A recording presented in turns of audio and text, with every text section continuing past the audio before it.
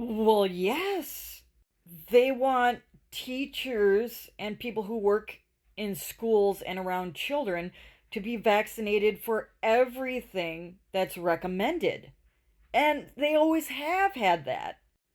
It would only make sense that when we were at the height of the pandemic that they would want people working with kids who are great vectors of disease to be protected against that disease.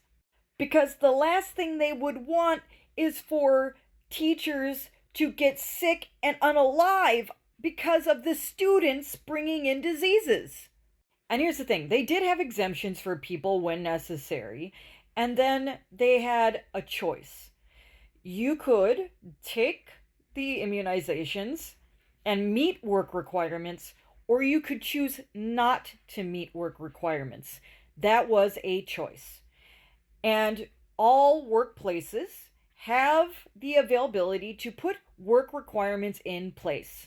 In this case, it had to do with funding, which means that they would have to privately fund if they don't want to meet those requirements. But it was still a choice.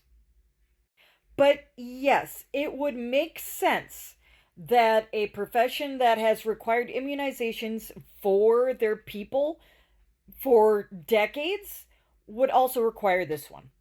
That makes sense. It makes sense. And now we have years of data to show that these vaccines worked. Okay?